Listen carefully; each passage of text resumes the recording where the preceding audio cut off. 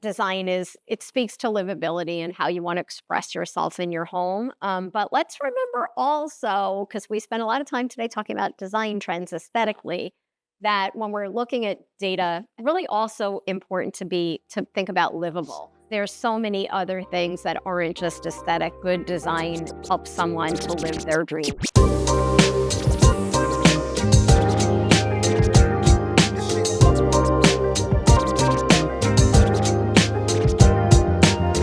Good afternoon, everyone. We're thrilled to be back together here in Orlando and honored to have you join us. I'm Paul Defenbaugh, and I'm going to be the host for the 5 sessions in the finishes and personalization track. And as regards this track of session, here are the topics we're going to be tackling. It's about data-fed design, exterior and interior finishes and floor plans, what home buyers want. I'm going to have our panelists introduce ourselves. Just real quickly, Paul Defenbaugh. I've been in the home building industry, started as a carpenter in the mid-'80s doing historic restoration work, but have spent most of my life as a journalist for Professional Builder magazine, Professional Remodeler, and some others, and also a brief stint on the commercial construction side as a journalist. Mike? Mike Moxley. I'm the president and founder of ThreadKore. We're an ERP in the home building industry. I started off as an outside advisor. I'm a CPA by background, did years of M&A consulting, left that to work for a home builder that was doing anywhere from 500 to 700 homes a year, and felt that the industry needed better data. Kind of ties into today, and started ThreadKore to try and help with that. Awesome. Well, good afternoon, everybody. I'm Jane Marr. I own a company called Success Strategies, and we are the nation's experts in design studio creation, training, strategy, and design collections. I did want to kind of address some overarching obstacles and issues we're facing in the industry that especially I think the people in this track are facing, and that is consumer skepticism. People just don't believe what we're telling them. They get lots of bad information. They pursue the bad information. So it's a much, much more difficult consumer market to face. And that increases the difficulty of communicating value to price-conscious buyers. And these are going to be things we're going to talk about for the next 5 panels. And we're going to talk about a little bit about how you build trust with buyers and mitigate risk. All of that is in addition to the issues of affordability that we're all facing right now. So those are kind of big overarching issues. But right now, Jane, please take us away. I love those overarching issues, and I'm sure they'll provide some great discussion points throughout our time together over the next few days. So I am going to kick us off today, and I was going to say I love that the first panel for the track is really focused about product, because if we're not selling the right product in the store, there's not a lot else to talk about. And for sure, as builders, we are retailers, and when we look at our design studio products, our included feature products, optional products, we should be thinking like retailers. So my portion of sharing information with you guys today is broken into 2 sections. We're going to kick it off with a focus on design trends, but then my last 10 or 15 minutes will focus on how we're using data or should be using data on take rates and other types of data to really manage our merchandise like retailers. So before we get into the first part of it, I'll share with you that even though I'm going to be talking about design trends, I'm not an interior designer. I always say, hey, that's a really great skill. It's not my skill. I'm essentially an analyst or a strategist. And through my company, we look at the business of design. My background is actually in home builder sales and marketing. And for the last 20-something years, I've owned my company. So the presentation that I'm going to share with you today is our annual Design and Product Trends presentation. This is the 7th year we've done this, both in some format at IBS and as an extended webinar afterwards as well. What I want to share with you is I have condensed a 90-minute program down to 30 minutes for today to give you an overview. So don't try to take notes on all of the products, because if you really want to see, get those notes and see the full presentation is available for free, and I'll put the replay link up there. This program was created by myself and my longtime co-host and co-creator, Dawn Duhamel, who is an associate principal with DTJ Design. And this is not your typical design trends presentation.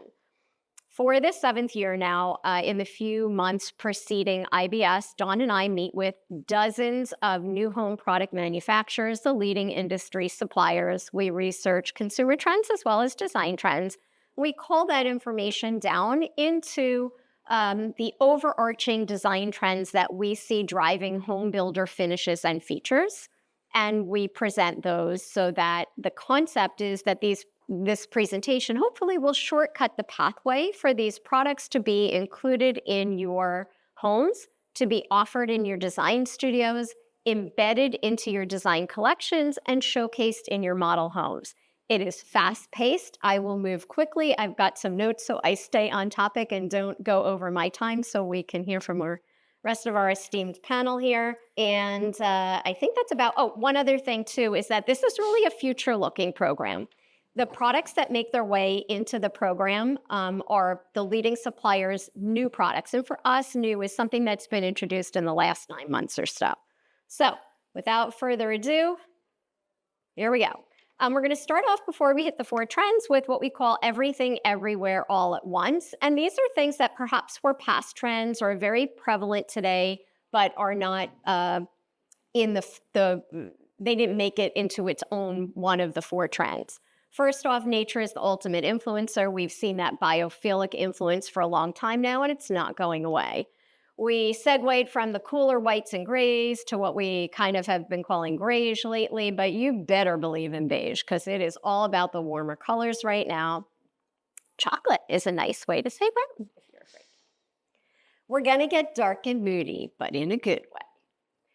European influences are everywhere. You'll see that throughout all the trends and the products we'll be sharing today. Well, many of them. Green, period. It's everywhere. Wood is a stud, definitely seeing that the greens come back in, those warm medium tones, really looking for a lot of stain and wood and that, kind of visual texture. One word for 2025 for sure is checkerboard. Yeah, I see everybody like, yeah. It is like all over the place, so crazy. And then what we call trend fusion, which is that the new products that we see hitting the market tend to be a combination of one of these trends. There were so many products that my co-host and I were like, hey, which trend should we put it in? It's got elements of 2 or 3. So here we go. The 4 trends we're going to take a very quick look at today are playback, sanctuary, ridges and rhythms, and immersive indulgence. So we're going to kick it off with playback. And this is really about going back to a simpler time when the world was bursting with bright, colorful colors and Partridge Family lunchboxes. In this trend, we see really a welcoming sense of play, kind of a whimsical energy, rounded edges, a creative energy, and a little bit of an almost anything goes concept that really takes the guardrails off of design. So this is a fun one. We see a retro vibe refueling the resurgence of things like terrazzo tile and retro patterns, throwback patterns, and the reemergence of a lot of, let's say, vintage products that have an updated twist. And so even though this trend is really about the 70s and 80s, we definitely do see anything that is kind of like a heritage product, but with a fresh look in here. And one thing is for sure, playback is not taking itself too seriously. So here's a look at some of the products we see entering the marketplace embodying this trend. Sherwin-Williams came out with a color capsule instead of a color of the year. Take a very good look at this color palette. You will see it everywhere in this trend. As you see with Cabinet Works, they introduced 10 new colors this year, 3 of them fitting beautifully into that playback trend. And take a look at that green cabinet. It is a new style called Fraser, and it's got that thin trim detail, right? So everybody's like, what with the shaker already? What's coming next? Take a good look at this, and that is a cabinet style we expect to continue. Ems are getting into the terrazzo reemergence with 3 new products. The ones on the left and middle definitely emblematic of that color pattern, where you see Anvaya on the right, a little bit different, more of a look of aged concrete, a weathered color palette. This terrazzo typically comes with very minimized grout lines so that the look is really on the pattern and not the shape of the tile. Marazi coming out with a Kodo revival, definite European influences here. You can see a lot of green happening as well. And even in the room seam image, if you look at the floor, just that very European influence that you see in that terracotta floor. Emser also getting into a little whimsical, fun thing with 2 throwback retro patterns, including one on the left part of the Riddler line that certainly looks like a stylized checkerboard. Progress Lighting introducing a number of new features that feature the white opal glass that, of course, has historic references across many decades. What's really important here is this is the first product we're looking at that has the softer gold finish that is all over new product introductions, a definite departure away from that shiny gold that has been, thank you for noting, around for so long. Definitely a subtler finish that happens to pair very well with the warmer tones that we're seeing. On the left, a little bit more of a mid-century mod vibe, but with Graylin on the right, the flared canopy, more of a vintage look there. Coming in to look at Moen, introduced Ivor. This one was a little hard to fit into any exact trend, but definitely some retro influences as well as some European minimalist and robotic influence as well. So this is kind of an interesting new one. GE, why not have fun, be whimsical, and play in your laundry room with blue and green as new colors that definitely fit into playback. And Kohler, introducing Billet. Billet made its way into the playback trend because you can see it is definitely a fun, whimsical shape, kind of symbolic of the essence of playback. It also has an industrial handle that has a raw brass textured accent. I hope you can see that in the top right. And we will be talking a lot about metal textured finishes coming up. Kichler introduced a number of products that feature adjustability, and that is an element of playback as well, that personalization opportunity. So here I'm showing you one of them, which is Roche. It's got those metal accent bands that can be placed as end caps anywhere in between or completely removed at all. The product itself can be mounted vertically or horizontally, and it features 5 different LED settings, so plenty of ways to play with Roche. And moving into our second trend, Sanctuary. This is really about the reality that we are an overwhelmed society and we are looking for ways to slow down, to declutter, to find peace amidst the turmoil in the outside world. And we see Sanctuary embodying itself in 2 different ways. One is the way that you've seen for some time now, which is that minimalist Scandinavian design, the lighter, blonder wood tones. But the newer version of Sanctuary is the rich, deep mid-wood tones that are emerging, along with arches and rounded shapes that you see on some of the images here, and just bringing a softer, more cocooning way to Sanctuary. Taking a look at some of the products that reflect this trend. Pantone's Color of the Year Mocha Mousse, definitely a warm, cozy tone.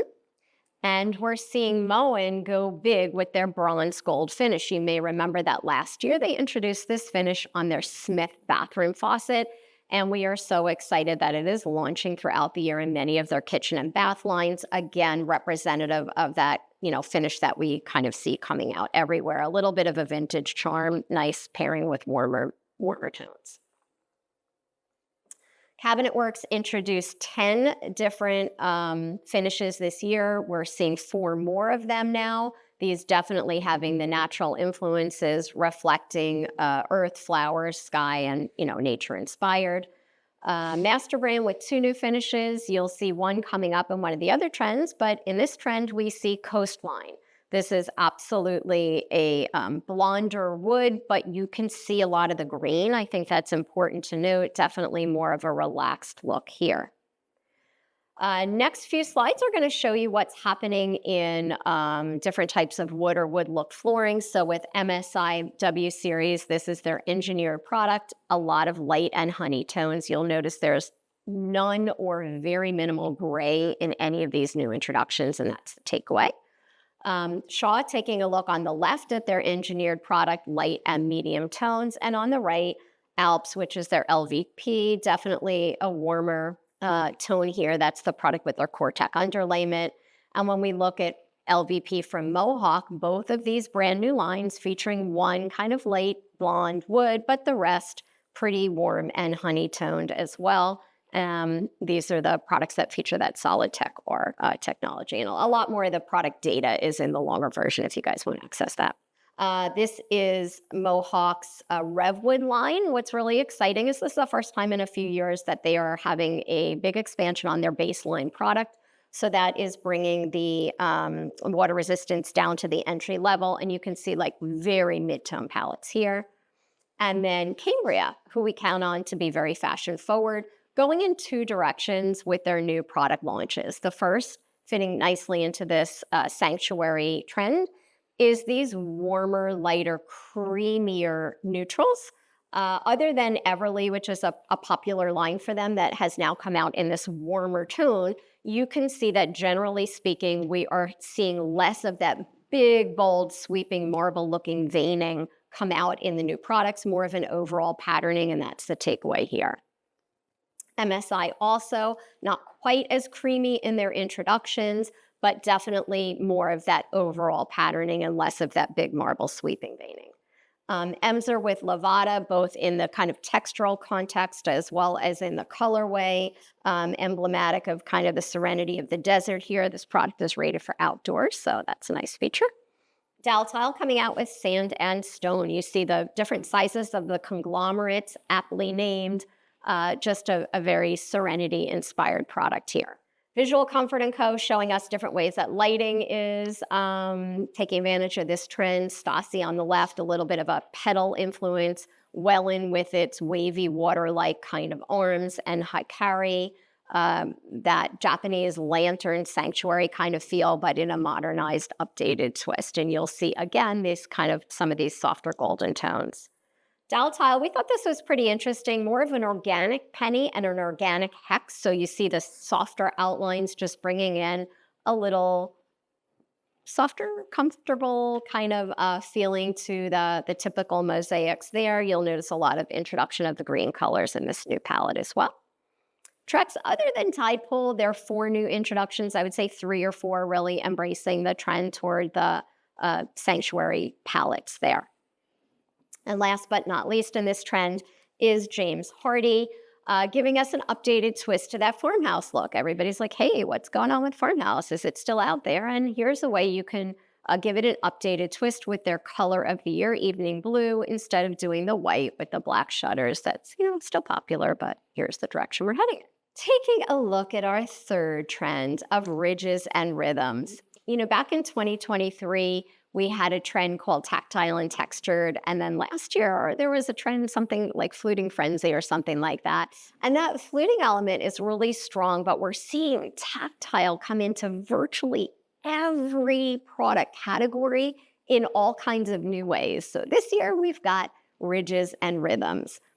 And I think that trends so often reflect what a society is craving at the time. When you study trends and why design trends occur, there's always societal influences and what the collective consumer consciousness is thinking and feeling at the time. And so it's really not surprising that when we think about how much time we spend staring at those flat, smooth screens, that we're just looking for relief that our eyes can explore, that our hands can feel and touch.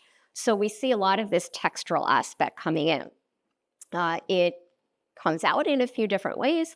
One is fluting, which has this repetitive rhythmic nature that brings a sense of calm, but without being boring.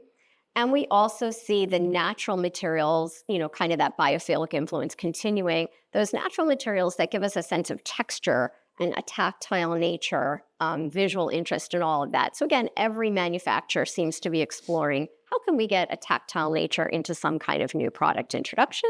So here we go. One of the things that we do in this trends presentation every year is we look at some of the emerging product categories that are brand new, and we feature whoever is the supplier that came in that year to that product category. So kind of new category with these fluted wall panels. This year, AGT got into the game. They're certainly not the only one, but they came out in the last year. These are great ways to offer a textural element on an accent wall to your home buyers without having to have a trim carpenter. So this is one product from AGT. They also came out with product tambour, which is interesting because you can see in the bottom right, it's a rolled product. So kind of fun to design around curves, ceilings, walls, just interesting. Again, a lot of, you look at the color palette, very emblematic of the Sanctuary color palette. MSI also getting into the decorative wall panel game with 3 pretty rich, warm colors there. And then on the left, and then on the right, last year we talked about in this presentation their urban slat products. So the urban slat line is not new, but what's new is there's a lot of new colors in it. This is a large format. I think it's a 24 by 48. I have notes somewhere. Let's see. It is a 16 by 48 reeded slatted matte tile with minimized grout line. So that's another way to bring texture into the walls. Taking a look at lighting, so many different ways to bring these natural products and kind of an artisan, hand-woven, crafted feel into lighting. On the left, we have Ophira, and on the right, Lulu, being made of either jute or cord. And again, that champagne bronze, softer gold finish as the accent in these lines. Visual Comfort & Co. as well getting into this game with Thurlow made of a backer rope on the left with a tropical feel, and Norman made out of rattan on the right. And you notice we put the arrow there. The white accent in lighting continues to be something to keep an eye on. James Martin Vanities came out with their Soline vanity this year in only one color called Seaside Oak. But the reason that it is in the ridges and rhythms trend is because it's got a natural cane door and drawer. So really a lot of texture on this product. Emser brings us a wood look tile that has a textured feel. It is offered both with and without the black stripe, as you can see on screen here, as well as there's a chevron pattern that you see on the floor. Taking a look at other types of fluted tile, it is all over the place. Arizona brings us Gem with a very bright color palette. This product features flat, concave, and convex tiles, all just being installed together. Emser with 5 new fluted tile introductions, Moulage and Piccolo on the left and the middle, definitely that playback color scheme that you see. Moulage is interesting because there's a gloss applied just to the ridges, not to the base of the tile, so it gives a shimmering effect. And on Rebella on the right, they also did something interesting with the light play there. In that case, the shimmer gloss is only applied to select products in the box that you would get. So you've got some light play going on. Emser also brings us to more fluted tiles with Murali on the left being mimicking natural stone, but Flutique on the right is the actual natural stone. So in Flutique, you have that really rich, deep Nero black. You've got the more subtle limestone, the richer travertine. I think these are just a beautiful and stunning way to give an updated look with the fluting texture to kind of a classic style. MSI also getting into the fluted game with everything, well, they're in the fluted game, but continuing to be in the fluted game with everything from piano on the left, a wood look tile, to Arabescato on the right, which is their natural stone marble type version, which is an inverted fluted tile. Dal tile as well with their Haddon stone product. You see one, look at that color palette too, very Sanctuary-esque color palette there. You see one of the versions of this tile offers the fluted, and of course it features their stepwise technology, so it's outdoor rated. You can take it from in to out. One of my favorite new product introductions from Moen is Cambium, well, from anyone, is Moen's Cambium, which I think is a really stunning product. This is bringing that machine texture knurling to the base while providing a nice contrast to the rest of the faucet as well. What I think is going to be great is they have a finish coming out that will be a combination, a mixed finish of polished as well as brushed nickel on this product. So that'll be pretty cool. Progress, finding many ways to bring texture into lighting. In this case, you've got that architectural glass element with some gaps in it, really creating some visual interest and a kind of tactile sense. It's offered in black. And of course, guess what? That's softer gold as well. And Progress giving us 2 more ways to bring texture into lighting. On the left, you've got the ribbed opal glass of the pendant itself in Stanza. But on the right, they are taking the texture into the rod on Spencer, not the glass, but the rod. And that's kind of interesting, I think, because you've got the knurling element on the rod itself. Kichler also showing us many ways to bring that tactile element into lighting. Loren on the left features either a smooth glass or a fluted glass in Loren, but then Sashi on the right bringing the tactile element into that perforated metal cuff. So all different ways to apply tactile nature. And doing good on time. Our last trend is immersive indulgence. This is about being luxe, self-assured, decadent, expressive, go big, go bold, or go home. And we're embracing maximalism here. So this is a fun one. Interestingly, Pinterest searches last year for cherry vibe were up 365%. Who could have predicted that? So we see couture designers going bold and seeing red. We're seeing celebrities and Gen Zers and millennials, high fashion models embracing this red. And we always say that runways are an indicator of home design because home design often takes its design trend cues from wearable fashion. They make their way into home fashion. But we're not going to be seeing our home interiors draped in red anytime soon. However, you're going to see here 3 colors of the year that most definitely have red undertones. Behr came out with Rumors. And then, before I move off this slide, you'll notice also in the room scene on the left, the color drenching. This is something that we started seeing last year in a big way, and it really is here to stay. That's where you've got your walls, your trim, and often your ceiling all in one immersive color. And that's how we end up in immersive indulgence here as well. Interesting that all these red tones are shown in the color drenching in the product manufacturer's visuals. So you've got Behr's Rumors, you've got PPG, Purple Basil, again shown with the red undertones and the color drenching, and a little bit of a more dusty, soft heathered plum here in Benjamin Moore's Cinnamon Slate, but once again shown in the color drenching. We also see these red undertones making their way into cabinets. We have Cabinet Works also bringing us a brand new color, a dark red called Claret.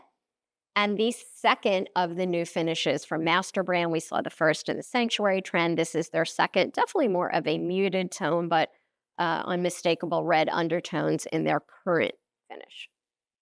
But you don't have to go big with color to be immersively indulgent. Arizona Tile brings us a brand new quartz with a very stark white background, big, bold, black veining, jet black against stark white, definitely a bold statement here. And Emser, how about this? Embracing this wallpaper look tile trends with Zambia. These are exotic animal influences that all have a luxurious gold glazing that's etched into the product through a separate firing process. So you want to be really immersively indulgent. Check out that. And Ems are also doing more of a botanical, historical vintage wallpaper look with their Piante product. These are large format tiles that are also, I believe, floor rated. So you can kind of walk in a garden there if you want to. Dal Tile also getting into that wallpaper look tile with both the botanical influence as well as the more geometric prints with their Euphoria line. And also with their Sovereign line, very geometric here.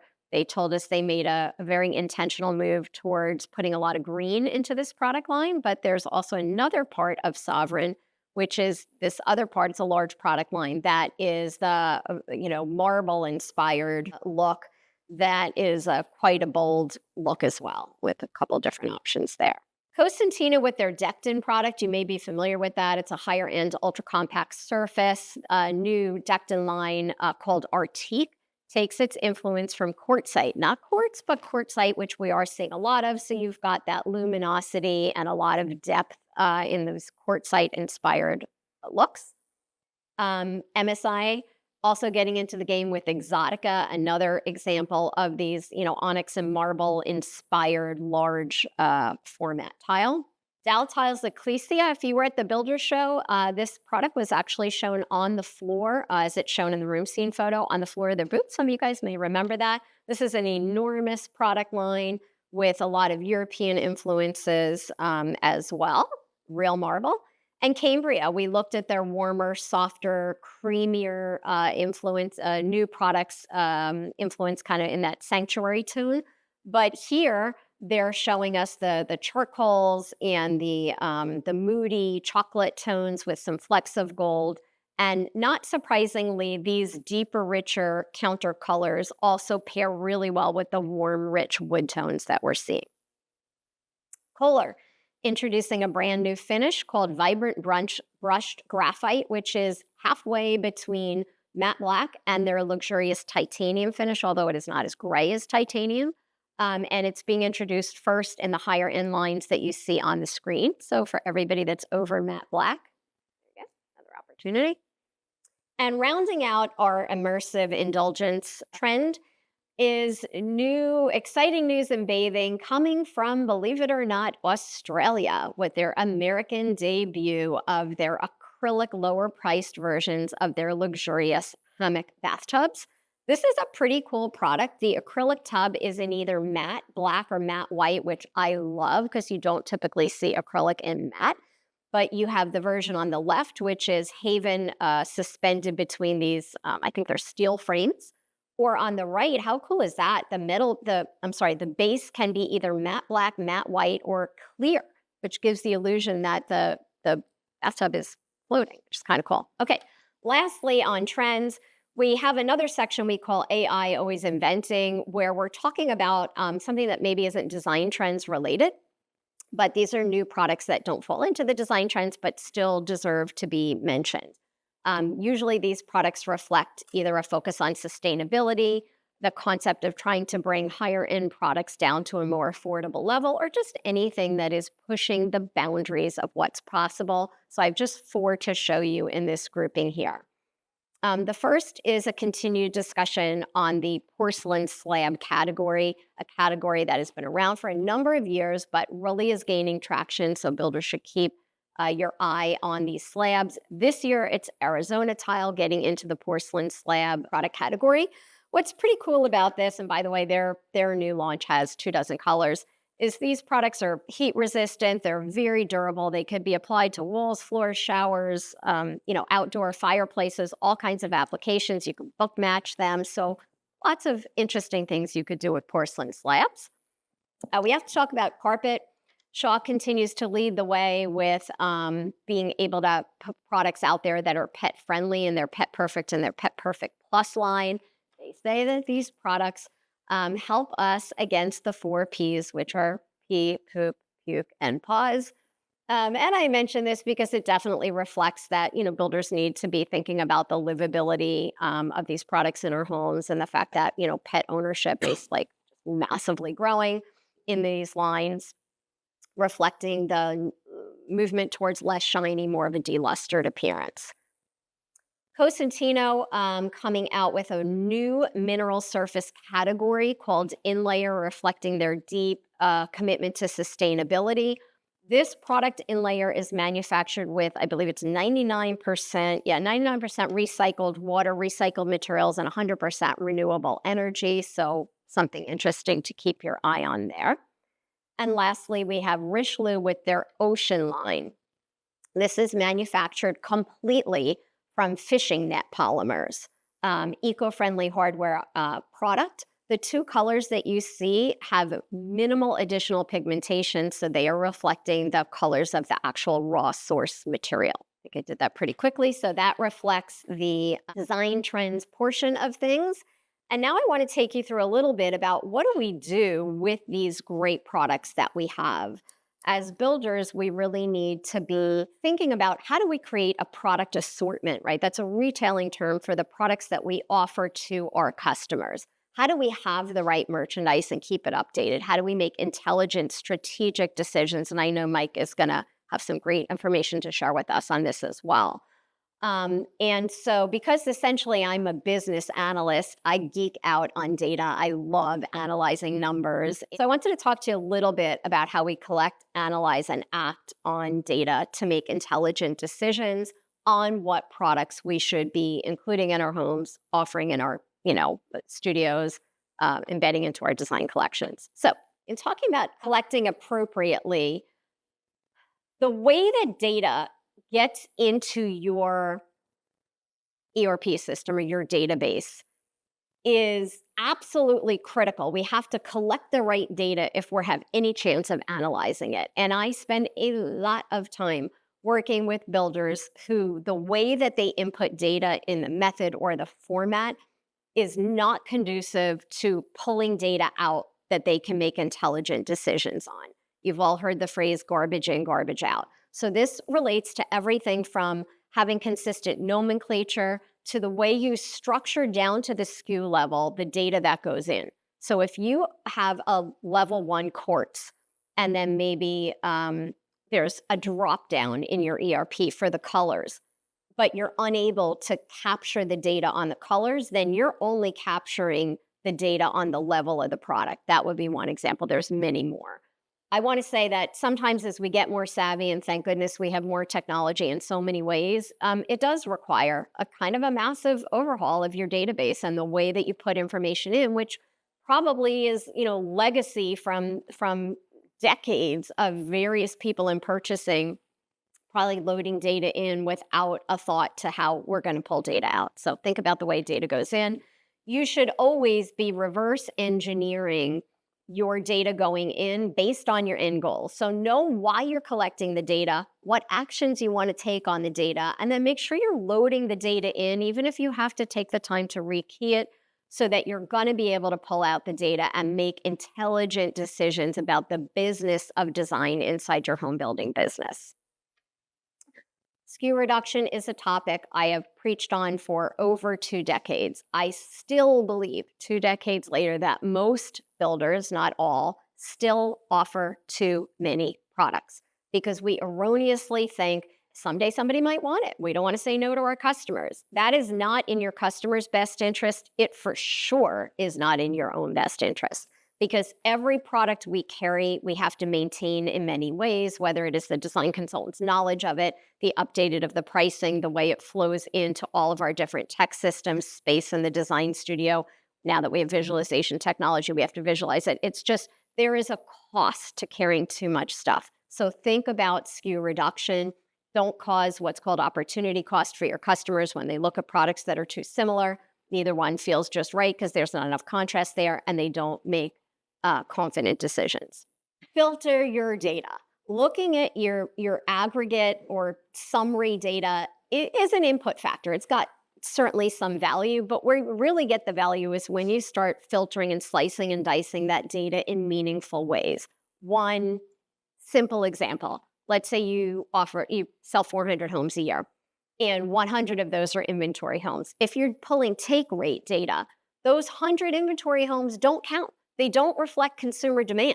They may count for purchasing, for rebates, they count for what went in your home, but to make forward-thinking decisions on what products to carry, they don't reflect consumer demand. They reflect what you as a builder thought consumers would want and put in. So that's just one example. You filter your data by architectural product type, by floor plan, by community, by level, by design consultant, millions of ways to filter the data. On that note, I want to say past performance doesn't equal future performance. So take rate data filtered properly is such an incredibly important input factor to making decisions, but it doesn't predict the future. It reflects the past and the circumstances that there were in the past. What was in your model homes, what you showcased best in your design studio, what your design consultant was excited to talk about, the pricing that you had at the time, what we call investment amounts to the customer. It reflects a moment in time, and it is certainly a critical element, but it is not the only element if you want to do your annual reviews and think forward to what products you should be offering. And that's why I also would tell you that numbers do not tell the whole story. As a self-professed data geek, and I love numbers, it is the analysis of the numbers that matter. So if I look at a product that we've only sold 2% of the time, it's pretty easy for me to say, hey, why are we offering that product? But before we throw it out, there's like 20 different things. And if anybody wants a list, hit me up and I'll give you the list. We have a document called How to Analyze Poor Selling Products or something. But there's like 20 different things that could be leading to that product not selling well. Your design consultant isn't comfortable talking about it. It's not available on all the homes. So the take rate the sample size isn't really the same as other sample sizes. It could be that that you don't have other coordinating products, that we're not building the value in it. It's not showcased or designed to. We don't have the right samples. It's not our visualization technology. Plenty of reasons why maybe low take rate numbers don't reflect the whole story. And lastly, in 2 minutes, I am going to finish up on acting intentionally. What is your key financial metric?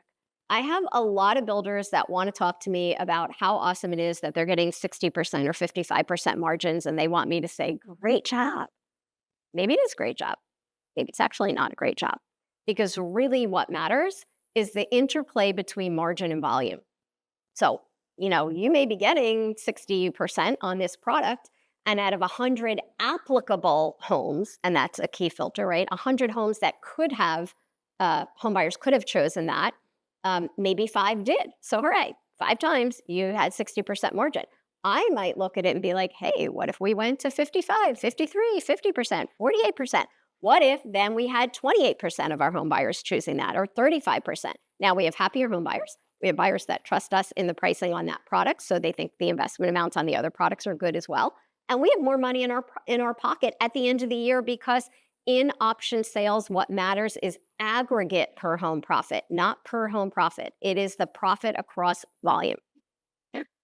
Set up an annual process. So it's not one and done, right? Continuing to update your product assortment to offer the right merchandise, the right products to your customers is an ongoing process, not just because trends change, but all kinds of things change. You're offering more townhomes. You have a new lower price product. Who knows what it is?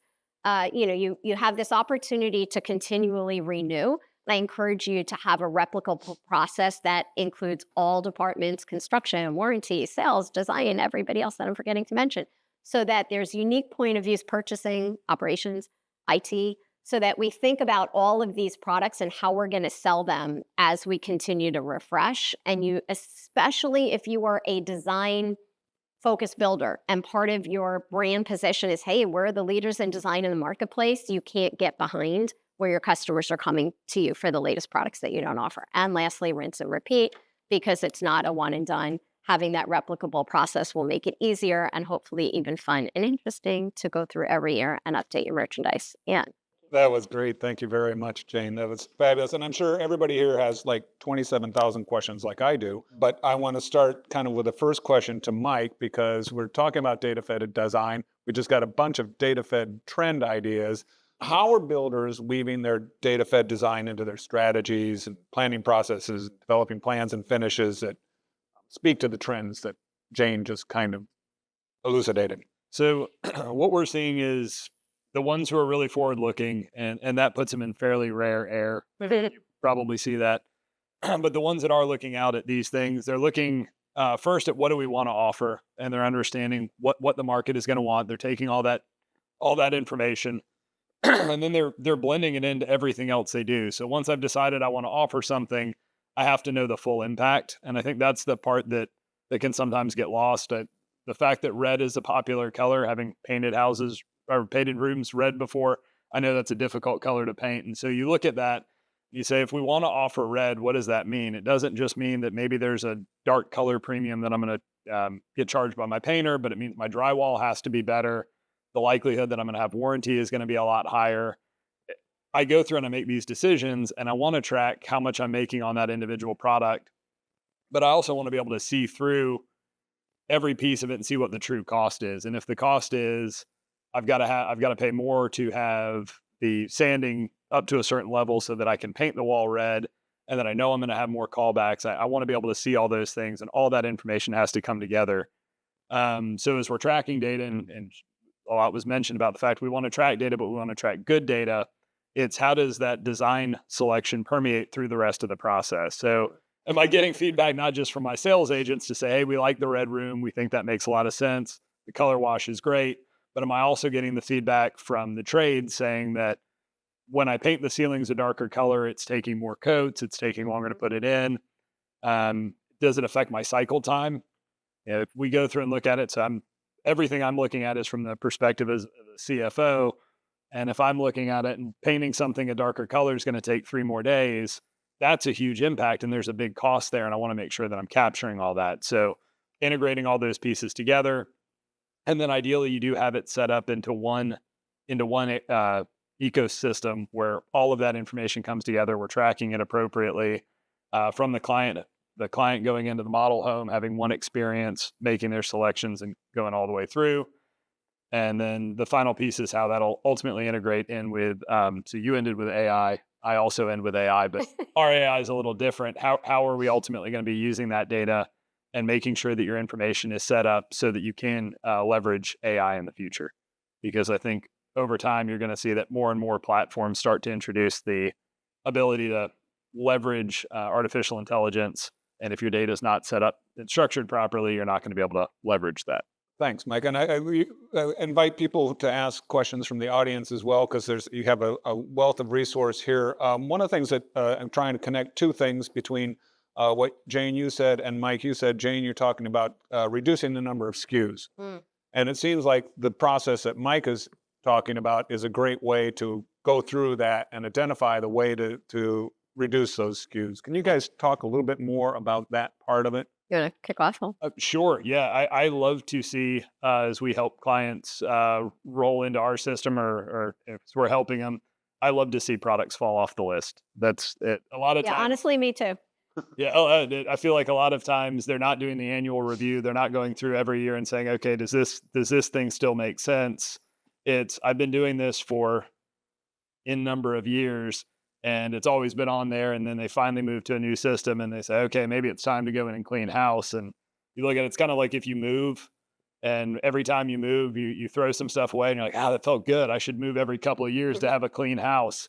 And that's what we're seeing builders do is it's not until they're pressed that they're actually cleaning stuff off unless they're getting good advice from someone. Yeah. I mean, I think Mike has such a good handle on this topic because he's looking at it from all the different departments in a building company. Why are we putting products in that, to your point about the paint, or something like that, but why are we putting products in that are causing warranty problems that we don't make a good profit on, that, we add cycle time, all these things. And that's why when you have interdepartmental reviews of the products, you're going to get valuable input from each member of the team. I think that the key with SKU reduction, we have a phrase in our company called think like a consumer, act like a retailer. And I think when you think like a consumer and how does the customer choose between these two products? How does the customer assign value moving up to a higher level product? Is that value there? Can we show them that value? Or there's products that are too similar. When you start to think about it from the consumer standpoint, it's easy to see what products we can pull. When we think about it acting like a retailer, we can put products out there that are in our own best interest. We are in business to make money. To cycle time reduction would be an important part of that. We are in business to uphold our brand platform, whatever that is. So let's make sure we're brand aligned and we're thinking smart about the products that we choose to keep. And, to some extent, to your point about loving when a product falls off, sometimes that means it opens up a new opportunity, a new slot. Every SKU has to earn its right to be there in some way. But sometimes it's just part of SKU reduction or product optimization, whatever you call it, where you're still reducing down. But once you get to that good number, it's still great to see a product fall off because that means we're being smart about it. Mike, you mentioned annual reviews on things. So how often do you do a review on this kind of thing to take things out, or do you look, or also do you look for kind of benchmark points where, okay, we need to pay attention to this item or something like that?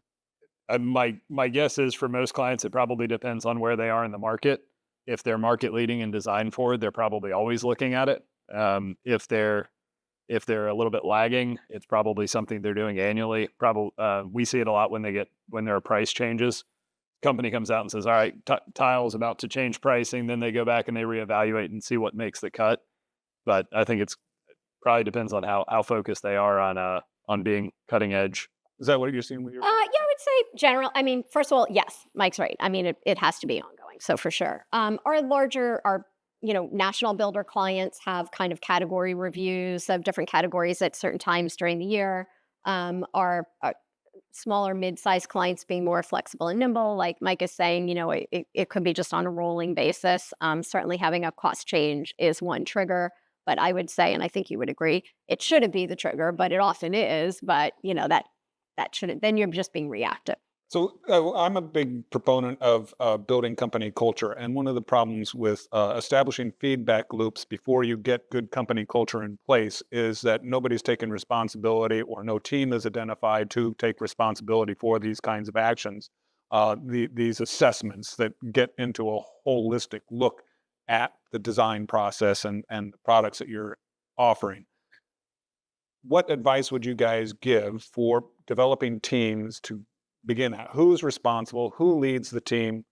And how do they go through that process? Yeah. I mean, so I would always go start with the data. I mean, going back and coming up with it. And yeah, if you are structured enough to say that periodically we're going to go through and review what's popular, you can look at the numbers, and you start with the data and let the team decide it from there. I think it's interdepartmental. Like what role it is in a company may vary. Purchasing has a good eye on things, but so does design, but so does construction and warranty. And, IT has to build the database. And so kind of everybody, I think, has to be involved and look at it. I think what's important is that everybody is making decisions aligned on the same goals and the same business outcomes. I did want to talk a little bit about the trends that you identified in your presentation, Jane. A lot of the kind of the fluted, repetitious design trends have a real modernistic feel to it. But a lot of the immersive indulgence and playback are kind of anti-modernistic. And it feels like those two trends are competing with each other a little bit in what you're talking about. Are we moving towards one direction or towards another direction? Or are we just kind of cobbling together with a lot of different steps? Poorly worded. Yeah, no, I think that's a great question. And design isn't really necessarily linear. We see all these different societal influences, and it's often the yin and the yang. It's often there's some name for it that I can't think of, but there's often the opposites attract kind of a thing. We're like, oh, we want serenity and we want peace, but like on the other side, it's like, hey, this is who I am, world. I'm going to express myself, like no holds barred. So I don't think it has to be linear. I think that can be fun. And I like the fact that design it speaks to livability and how you want to express yourself in your home. But let's remember also, because we spent a lot of time today talking about design trends aesthetically, that when we're looking at data and keeping products or not keeping products, that's really also important to think about livable. The fact that my daughter has asthma and I want to put a hard surface and not a carpet into her bedroom. My husband's the chef in the family, and what does he want in terms of access and the cabinet accessories and things like that. So how do we entertain in our homes? There's so many other things that aren't just aesthetic. Good design helps someone to live their dream in their brand new home. It feels a little bit like a Maslow's hierarchy approach to design, where you got health and well-being are first, and then we kind of move up the ladder for other things. The beauty of design, and I see a question, the beauty of design and personalization is that used homes don't offer that, and we can allow everybody, you like something different than Mike, than me, we can in new homes allow people to express themselves and live in a home that helps them fulfill the person they want to be. A question over here. What kinds of differences in design trends are you seeing between production builders and custom builders? I'm going to make the, I think, correct, but could be erroneous assumption that custom is also symbolic of higher end. So, designs always start in the higher end and trickle down. So I think, when we look at a lot of the things that we talked about today, they may not make their way into your product line, especially depending on how often we're refreshing, or some of the products still haven't come out yet for 6 months or a year. I would say the biggest difference is that custom homes, the higher end homes, tend to, generally speaking, embrace more forward-looking trends before production builders do, partly because for production builders to bring these products in, they have to climb through all of these hurdles and be accepted as a new product, whereas a custom builder, they could offer it once. There's no barrier to entry for the product. So I think a faster adoption of trends could be one. Other than that, the interesting thing about custom is it's based on that one person. So probably a broader sense of different styles because everything's a one-off. I don't know if that answers. It seems like the immersive color idea, the trend that you talked about, would be much more acceptable on the custom side than on the production side. Well, yes. And I mean, that brings up a point of don't offer a product that, if for some reason the buyer cancels, you're stuck with it, basic like builder be smart kind of a thing. But on the other side of that too, I think is the fact that if, so as inventory homes continue to grow in different cycles of building, we're in one right now where there's a lot of inventory homes that we're creating that may start to change a little bit. But on your inventory homes, you're probably not going to be immersively indulgent because you can't include a product that is going to cause someone to say, no, I won't buy that home. Whereas if you're embedding, where we talk about design collections on Thursday, if you're embedding design collections as personalization choice, you can have a collection that somebody doesn't like because you're giving them the option to choose another. But if you're embedding it into an inventory home, you can't risk someone not liking it. So to that standpoint, from production builders, less of the crazy color. Thank you all for coming. Thanks for your attention and engagement. Jane, thank you very much. A great presentation. Really appreciate it. Mike, thank you very much. Your insights are just really valuable, and thank you so much, and thank you all. So it's been a fantastic start to this day, and we're looking forward to everything else we've got in store.